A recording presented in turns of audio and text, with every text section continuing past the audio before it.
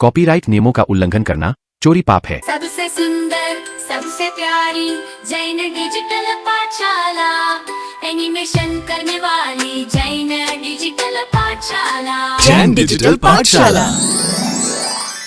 अब तक आपने देखा भव्य राजमहल, 32 रानियां आदि वैभव होकर भी राजकुमार वारिशेण ने दीक्षा ली तथा मित्रता के आवेश में आकर पुष्पडाल ने भी दीक्षा ली।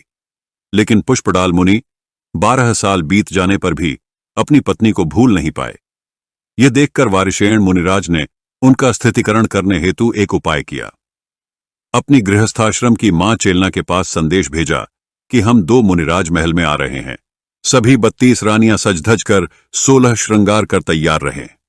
इस संदेश को सुनकर मां को संशय हुआ कि अरे, साधु होने के बाद यहाँ आने की आवश्यकता ही क्या है?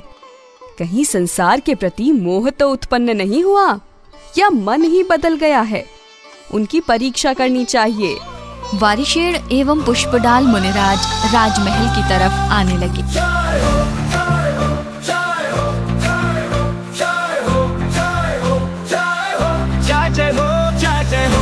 उनका बड़े उत्साह के साथ स्वागत किया गया।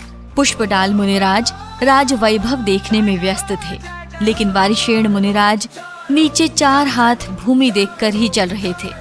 उन्होंने गर्दन ऊपर तक नहीं की। अपने पुत्र की परीक्षा करने हेतु माता चेलना ने बैठने को 2 आसन दिए। उनमें से एक आसन काष्ठ का था और दूसरा रत्न जड़ित सुवर्णमयी। वारिशेण मुनिराज सुवर्णमयी आसन पर न बैठकर काष्ठ के आसन पर बैठ गए और पुष्पडाल मुनिराज रत्न जड़ित सुवर्णमयी आसन पर बैठ गए। इससे माता को पूर्ण विश्वास हुआ कि वारिशेण मुनिराज अपने महाव्रतों का निरतिचार पालन कर रहे हैं। इसके बाद वारिशेण मुनिराज की गृहस्थाश्रम की 32 रानियां अनेक वस्त्राभूषणों से सजकर उनके सामने नमस्कार मुद्रा में उपस्थित हुईं। वे बड़ी सुंदर थीं। देव कन्याएं भी उनके रूप को देखकर लज्जित होती थीं। यह सब ऐश्वर्य देखकर पुष्पडाल मुनिराज सोचने लगे, अहो, वारिशेण मुनिराज के पास इतना बड़ा वैभव, महल, दास दासी होकर भी वे उससे अत्यंत विरक्त हैं। इतनी सुंदर 32 रानियां होकर भी उनकी दृष्टि आत्मा की तरफ ही है और मैं एकाक्षी स्त्री का मोह नहीं छोड़ पा रहा हूं। ओहो, ये सब आयोजन तो मेरी गलती का परिचय पाने के लिए था और इसे मैं समझ नहीं पाया। इस तरह पुष्पडाल मुनिराज बड़े लज्जित हुए। उन्हें अपनी अज्ञानता पर बहुत खेद हुआ। वे वारिशेण मुनिराज के चरणों में नतमस्तक होकर विनम्र भाव से बोले, प्रभु, आप धन्य हैं। आपने लोभ रूपी पिशाच को नष्ट कर दिया। आपने ही जिन धर्म का सच्चा सार समझा है। संसार में वे ही महात्मा हैं जो आपके समान सब संपत्ति को लात मारकर वैरागी बनते हैं। हे दया सागर, मैं तो सचमुच जन्मांध हूं। इसीलिए तो मौलिक तपरत्न को प्राप्त कर भी अपनी स्त्री को चित्त से अलग नहीं कर सका।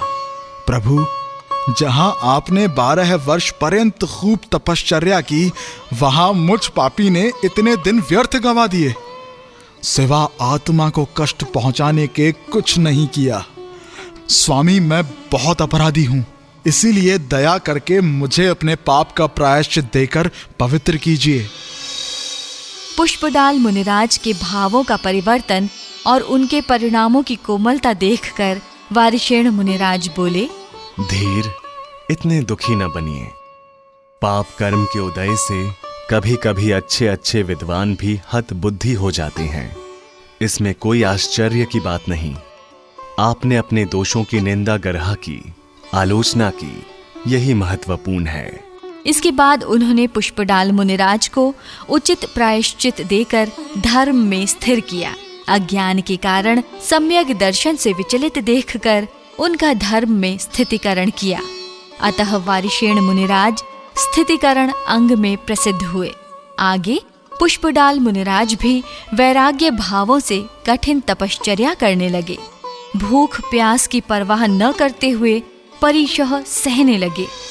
बच्चों, अज्ञान व मोह से कोई भी साधर्मी धर्मात्मा कदाचित शिथिल होकर धर्म मार्ग से दूर हो जाता हो तो उसका तिरस्कार नहीं करना चाहिए, अपितु प्रेम पूर्वक उसे धर्म मार्ग में स्थिर करना चाहिए।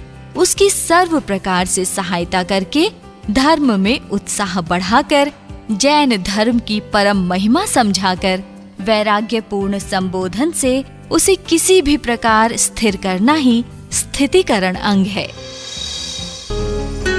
स्थितिकरण के धारक हैं वे, जिनका दिल है परम उदार।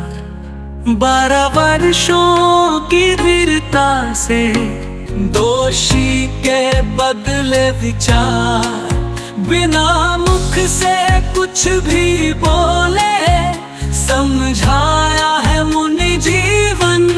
जय हो वारिशेण गुरुवर, जय जय बोलो स्थितिकरण।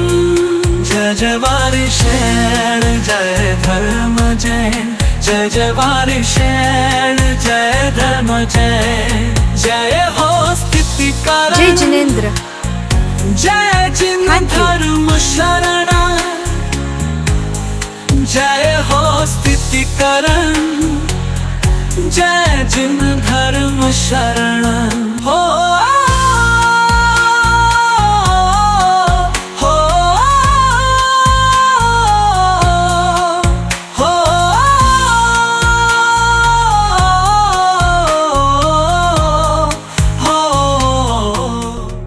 जय जय वारिशेण।